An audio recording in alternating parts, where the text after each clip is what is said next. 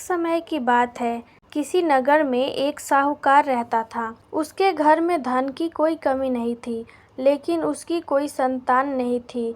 इस कारण वह बहुत दुखी था।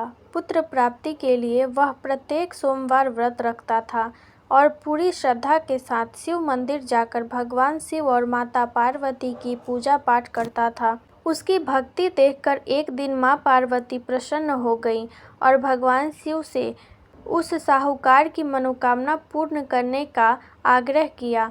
पार्वती जी की इच्छा सुनकर भगवान शिव ने कहा, हे पार्वती, इस संसार में हर प्राणी को उसके कर्मों का फल मिलता है और जिसके भाग्य में जो होता है उसे भोगना ही पड़ता है।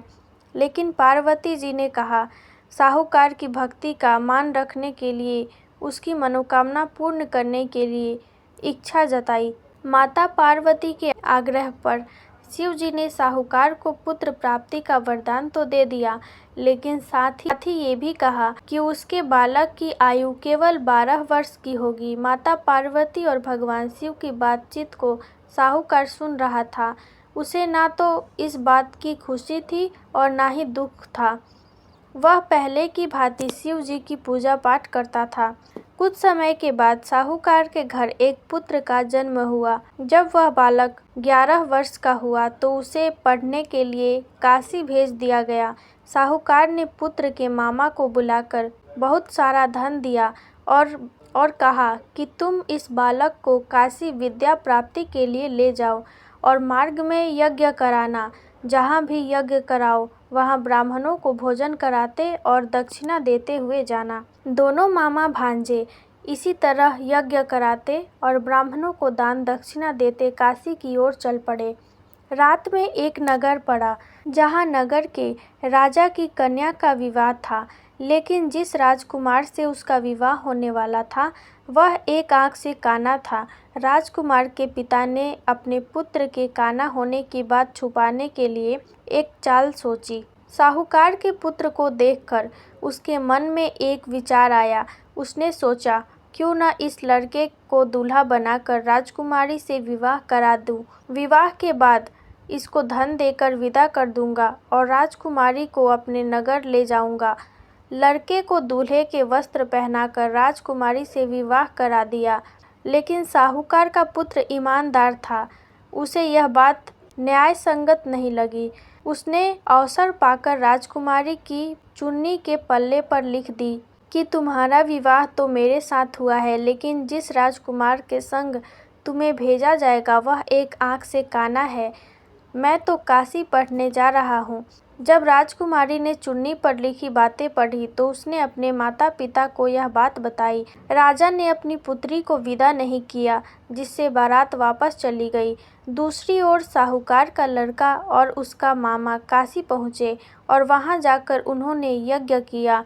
जिस दिन लड़के की आयु 12 साल की हुई, उसी दिन यज्ञ रखा गया था। लड़के ने अपने मामा से कहा कि मेरी तबीयत ठीक नहीं लग रही है।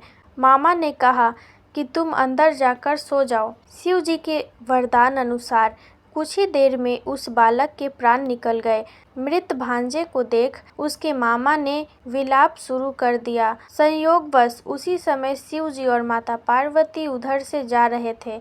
पार्वती ने भगवान से कहा, स्वामी, मुझे इसके रोने के स्वर सहन नहीं हो रहे।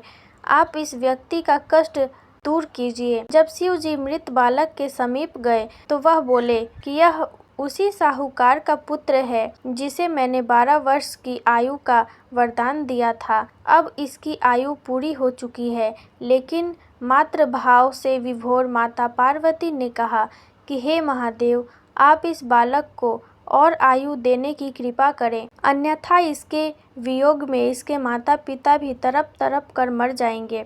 माता पार्वती के आग्रह पर भगवान शिव ने उस लड़के को जीवित होने का वरदान दिया। शिव जी की कृपा से वह लड़का जीवित हो गया।